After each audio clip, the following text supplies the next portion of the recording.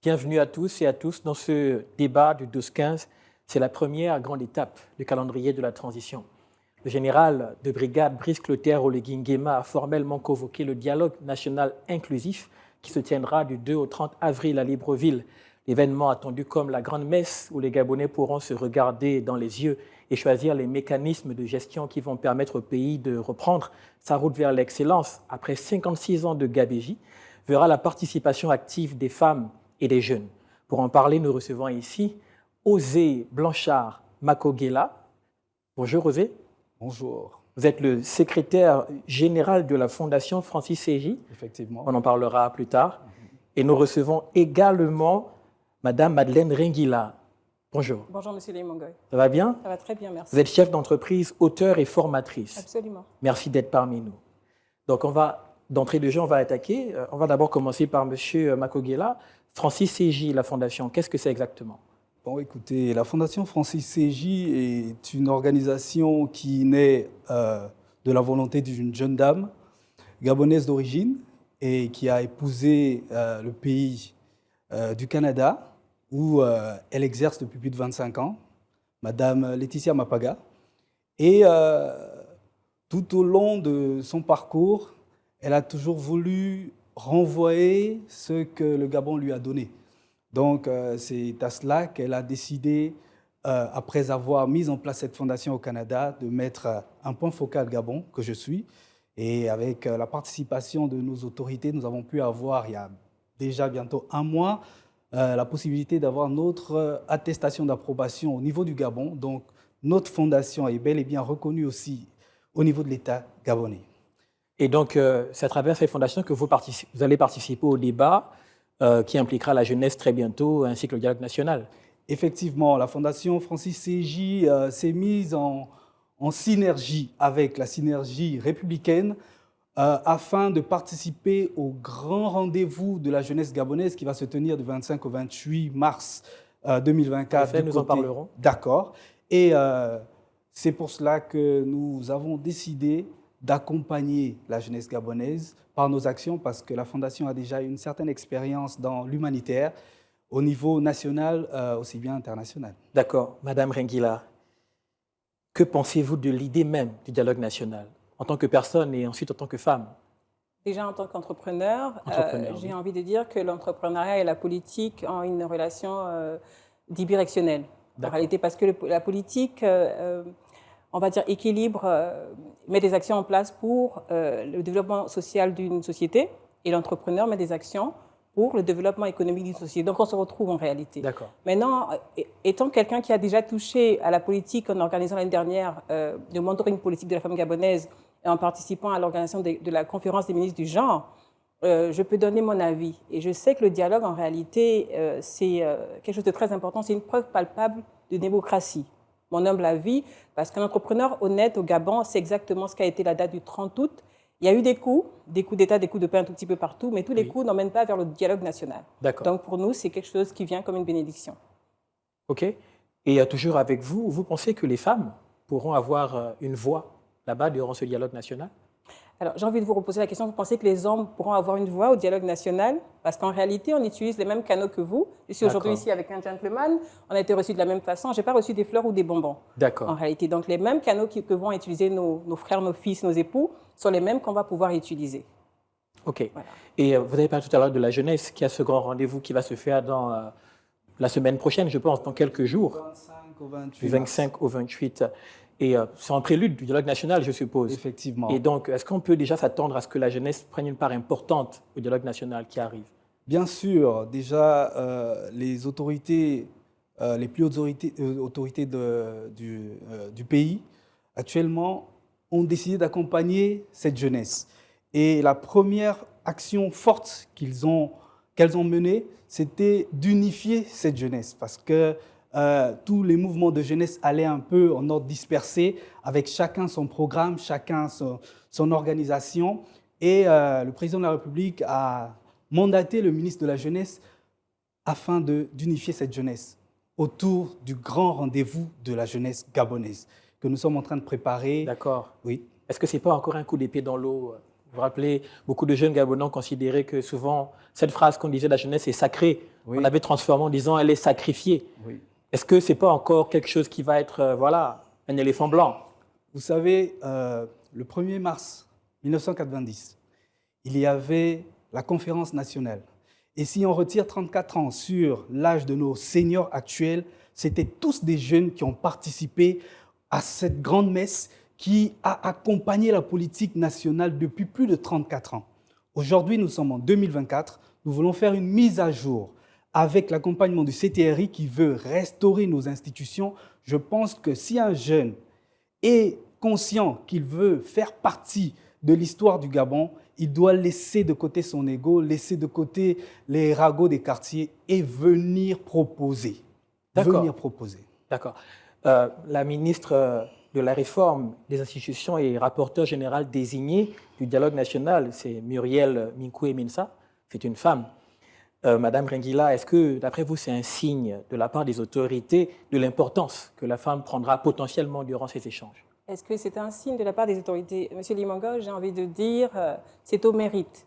C'est au mérite. Vous avez le CV de Homme ou Madame femme, c'est Minkoué, pareil. absolument. D'accord. C'est quelqu'un qui a eu une très bonne carrière au niveau, en tant que magistrat hors hiérarchie, au niveau de la Cour des comptes, et qui est aujourd'hui ministre des institutions, enfin en charge des institutions. D'accord. C'est au mérite, en réalité. Ce n'est pas un signe pour dire, bon voilà, on pense à la femme, etc. Non, non, non. C'est quelqu'un qui a un bagage, qui est mère de famille, qui est mariée, et qui a tous les critères pour éviter que quelqu'un dise, il y a quelque chose à dire en réalité. Voilà. Donc je Est-ce pense que que vous c'est au pensez, mérite. comme certaines femmes que j'ai entendues, qui ne voudraient plus qu'on célèbre autant de fêtes pour les femmes? Parce que je vous écoute, vous parlez d'équilibre, vous parlez de mérite, mais on parle de fête de la femme, on parle de... La femme est beaucoup célébrée au Gabon, on parle du décennie de la femme. Est-ce qu'on devrait arrêter avec ça et considérer les femmes au même pied d'égalité que les hommes? C'est une très bonne question. J'ai envie de dire... En commençant par le dialogue national, en commençant par ce qui se passera justement en avril. Il y a des femmes préparées qui sont prêtes à dire ce que nous, on attend qu'elles disent, en fait. Voilà. D'accord. Donc, il y a des femmes qui sont préparées, on les connaît toutes. Il y en a qui ont frayé un chemin pour nous, en réalité. Je parle des exemples comme Madame Rose Rogombe, Oui. Madame Jeanne Zaou ou encore Madame Niaren Kogé. C'est des femmes qui ont déjà fait le travail le plus important. Ces femmes ne sont pas arrivées à ces postes-là en pleurnichant ou en se victimisant, mais en disant qu'on est capable de le faire. Aujourd'hui, il y a effectivement des CV dans le genre. Je parle de Madame Danielle Biwaou, je parle de Madame Pépé Ngoliguine, etc. Il y a des femmes préparées pour déjà frayer le chemin, enfin pour continuer à frayer le chemin pour nous. Je pense que le Gabon est très en avance au niveau des droits de la femme, réellement. Beaucoup ont des mots à dire, beaucoup vont dire on n'est pas assez écouté.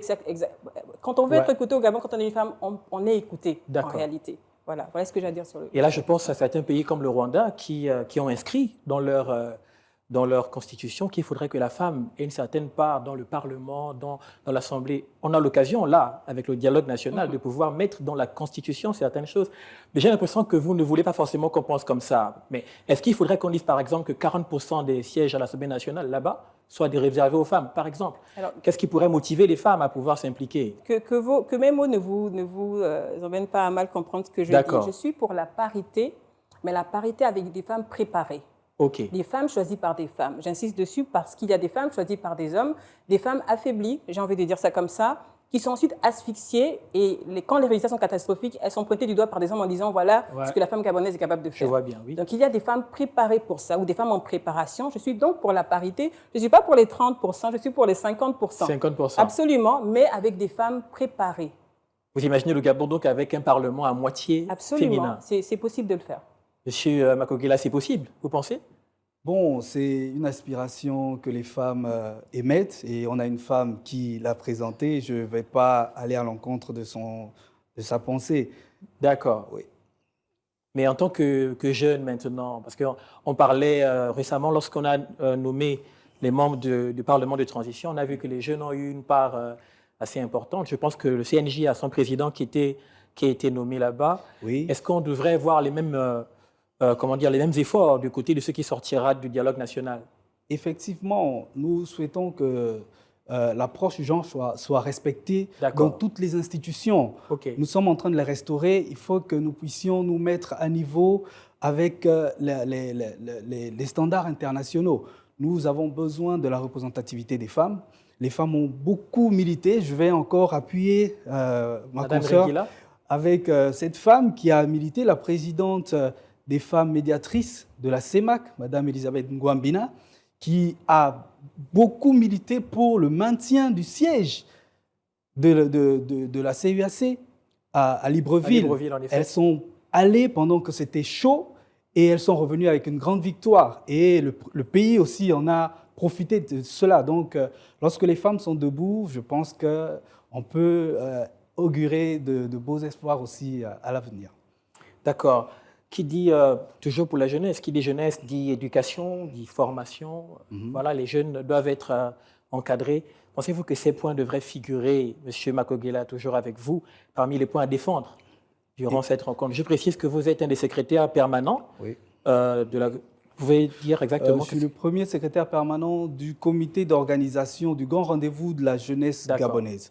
Okay. Alors, ce comité a été un comité qui a fusionné de deux grands événements. Les États généraux de la jeunesse gabonaise et les grandes assises de la jeunesse gabonaise organisées par la synergie républicaine. Ça donnait cet élément qui s'appelle désormais le grand rendez-vous de la jeunesse gabonaise. Et à l'intérieur, il y a plusieurs panels. Il y a plusieurs panels et il y a plusieurs comités. En parlant d'éducation, de formation, nous avons un panel éducation, formation, employabilité qui va s'organiser de telle sorte que nous puissions recevoir là-bas des diplômés, des non-diplômés, des personnes qui cherchent à se construire dans l'entrepreneuriat et des personnes aussi qui sont déjà formées mais qui cherchent à diversifier leur formation. Donc la formation étant vraiment le pilier de la jeunesse, pour qu'elle puisse participer à la décision dans un pays, il faut que ce point soit vraiment un point axial lors de ce dialogue. D'accord. Madame Ringila, vous êtes formatrice. Vous êtes directrice générale de, je pense, Ringus. For Africa aussi. For Africa. Là, on parle de formation. Je suppose qu'il y a des femmes qui travaillent avec vous. Pour la jeunesse, c'est important, mais aussi pour la femme, je suppose. Que pensez-vous de cet aspect? Est-ce que la formation et l'éducation doivent être des priorités mises en avant dans ce dialogue? Je dirais que oui, mais on parle de quelle formation et de quelle éducation? Étant formatrice moi-même, certifiée, les apprenants repartent avec des certifications par rapport à des secteurs d'activité bien précis. Mais est-ce qu'ils repartent avec un amour patriote de leur pays ou bien avec une connaissance un peu plus élargie de la culture, etc. Je pense que non. L'éducation et les formations qu'il faut peut-être imposer au niveau du dialogue, c'est l'éducation et la formation culturelle. Parce qu'en réalité, quand on sait qui on est, on sait où on va. Voilà. Revenir aux fondations, revenir aux bases. Absolument. Et alors, j'ai l'impression que peut-être ça pourra toucher aussi au rapport avec les communautés étrangères. Est-ce que c'est valable aussi pour les femmes qui sont au Gabon mais qui ne sont pas gabonaises? De comprendre la culture, donc de comprendre la culture, l'histoire et tout ce qui est en lien avec... Je le dis dans le livre « Le Gabon en bout des doigts » que j'ai présenté ici il y a plus d'1 an. Respecter un pays, c'est savoir comment aborder la culture, la population et tout ce qui va avec. Donc je pense qu'il est important pour nos invités, ceux qui viennent au Gabon, de comprendre ceci. Effectivement, de connaître notre culture en réalité et même peut-être de l'embrasser. Voilà. D'accord. Monsieur Makogela, bien sûr, on ne peut pas déjà se projeter. On ne sait pas exactement ce qui se passera durant le dialogue national. On est à bientôt 2-3 semaines, je pense, de l'événement. Mais les commissions ont déjà été mises sur pied. On a annoncé déjà un format. On a annoncé plusieurs choses par rapport à ça. Et il y a plusieurs voix qui s'élèvent dans la ville par rapport au fait que soit c'est très bien, soit ce n'est pas bien. Selon vous, quel est votre avis? Est-ce qu'il faudra améliorer certaines choses, même si tout est déjà ficelé? On est à quelques semaines, d'après vous? En mon humble avis, au risque de me tromper, nous avons un chronogramme qui est en route, qui a été mis en place par le président du CTRI. Et ce chronogramme a été validé et présenté à la population de manière officielle. Donc, le président de la République ne fait que suivre son programme et il veut le respecter. Donc, nous qui sommes après le président de la transition, nous qui avons adulé ce coup de libération, le 30 août, nous qui sommes derrière le président de la République, nous ne pouvons que l'accompagner dans ce programme en apportant des idées. Voilà pourquoi il y a des conseillers autour. Le dialogue national est inclusif. Et sa particularité dans cette inclusivité, c'est qu'il va inviter tout le monde. Si on invite tout le monde, c'est pour qu'on puisse avoir des idées divergentes. Ces idées vont emmener que ce dialogue soit progressif.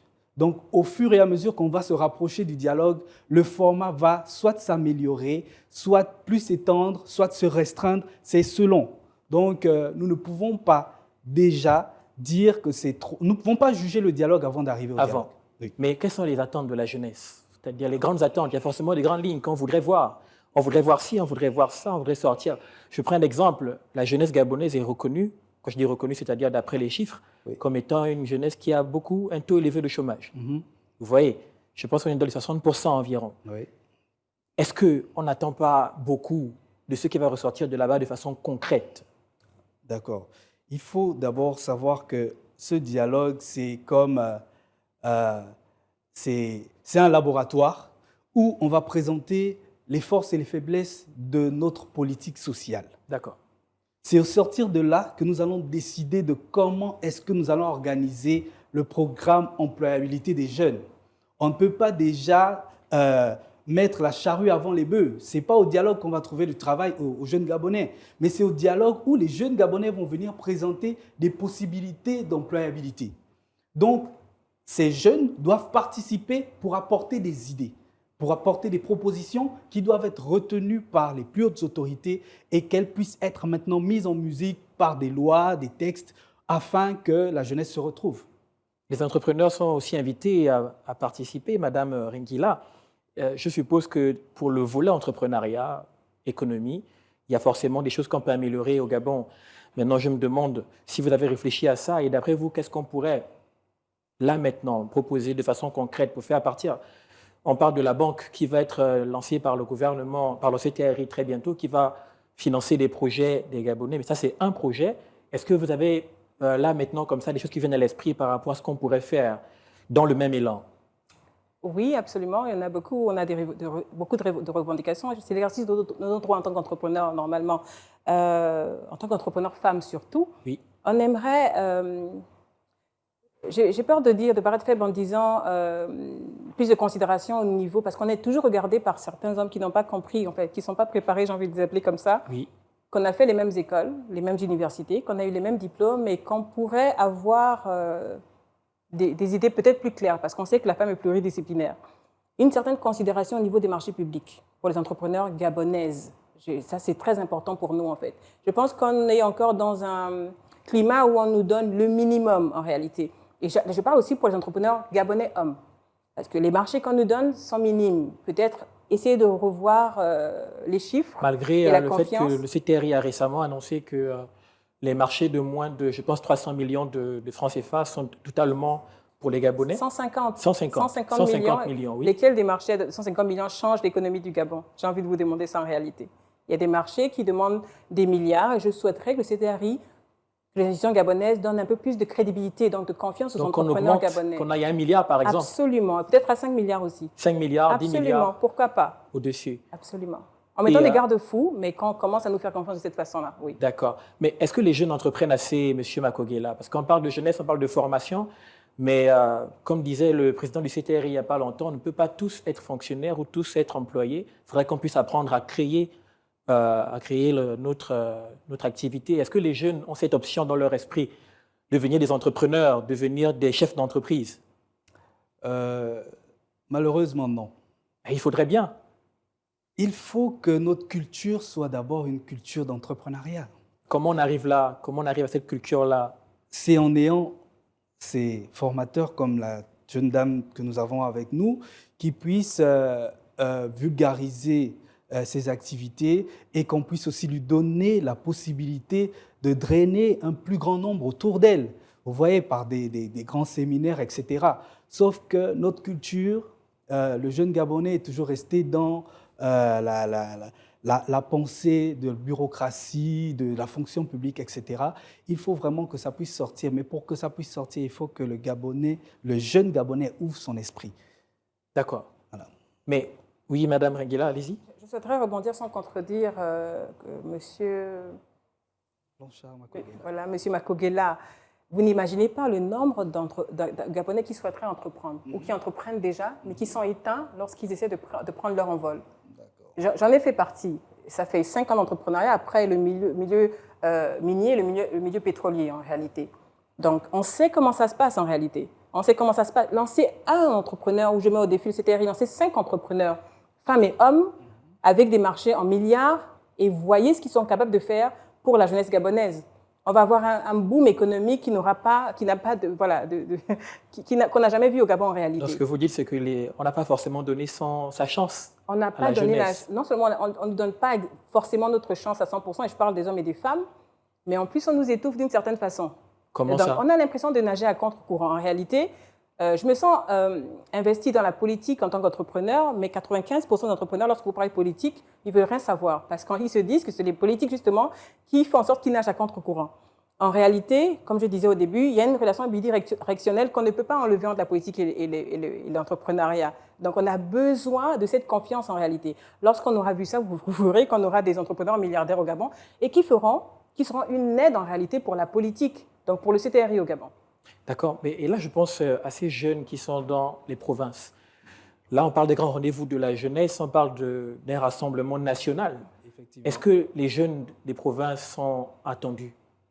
Effectivement, nous attendons plusieurs jeunes des provinces. Nous avons, avec des comités mis par province, des délégations. Et ces délégations arriveront 2 ou 3 jours avant l'événement. Mais au-delà des provinces, nous avons aussi les jeunes de la diaspora. Nous avons des jeunes Gabonais qui réussissent à l'extérieur et qui vont venir partager leur expérience à nos jeunes nationaux. Nous avons des jeunes entrepreneurs, nous avons des jeunes qui excellent dans les nouvelles technologies, etc. Nous avons plusieurs jeunes qui viendront des 4 coins du monde pour assister à ce programme afin de faire rêver aussi nos enfants, parce que nous attendons 8000 jeunes au Palais des Sports du 25 au 28 mars. Rien que pour le grand rendez-vous de la jeunesse. Effectivement. Est-ce qu'on peut s'assurer que ce mouvement, cet engouement sera représenté aussi au dialogue national?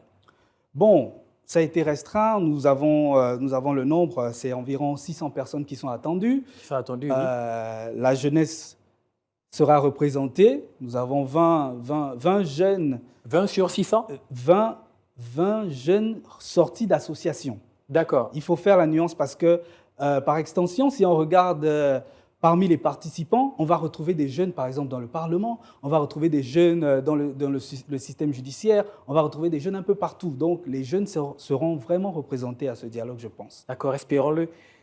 On arrive bientôt au terme de cette émission, mais je voulais toucher l'aspect de la culture, surtout avec vous, Madame Rengila. La femme est au cœur de la cellule familiale, ça on le sait. Est-ce que vous pensez qu'il faudrait aborder des questions comme le mariage, comme rentrer dans ces détails-là qui font l'homme et la femme gabonais, afin de pouvoir peut-être façonner la société depuis la racine même? J'aime comment vous avez dit, ça fait l'homme et la femme gabonaise, parce que le mariage, ce n'est pas la femme toute seule. En réalité, il s'agit de 2 personnes. Et il serait effectivement intéressant que ce soit dans les priorités, parce qu'il faut une idéologie familialiste au Gabon, pour une base, en fait. C'est ce qu'il faut. D'accord. Donc, ça doit être pris en compte, effectivement, comme des sujets prioritaires. Vous pensez qu'on pourrait avoir des propositions comme en RDC, où ils ont dit qu'il faudrait mettre la dot à 50 000 francs, afin d'encourager les jeunes, justement, à pouvoir se marier assez vite? Qu'est-ce que la femme que vous êtes en pense?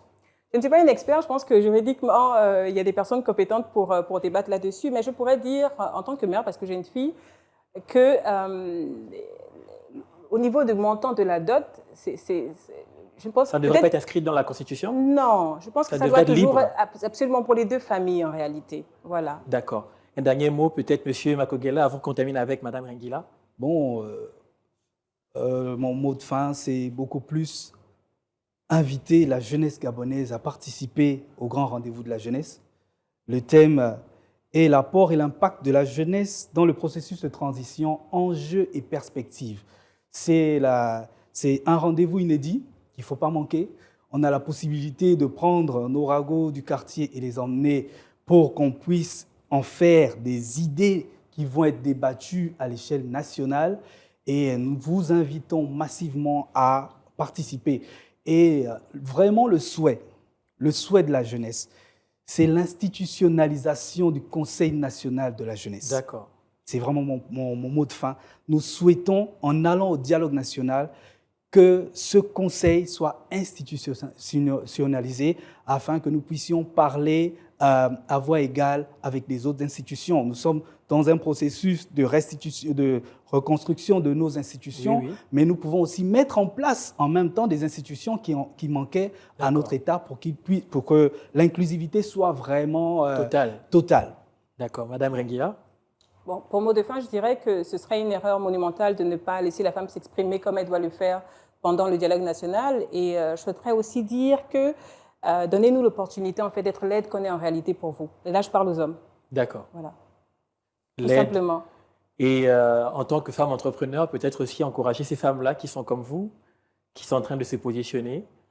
Et il y a de la place pour tout le monde, mais en réalité, elles sont beaucoup découragées par ce qu'elles nous voient vivre en réalité. Voilà. Mais il y a de la place pour tout le monde. Donc, il faut de la résilience avec un sourire tous les jours. Voilà. D'accord. Il y a de la place pour tout le monde. Merci encore, Madame Renguila, M. Makogela. Merci. Je rappelle que vous êtes, M. Makogela, secrétaire général de la Fondation Francis CJ. Et Madame Renguila, vous êtes chef d'entreprise, auteure et formatrice. Merci d'être passée par notre plateau. Merci. À très bientôt. À bientôt. Merci. C'est donc la fin de ce débat du 12-15.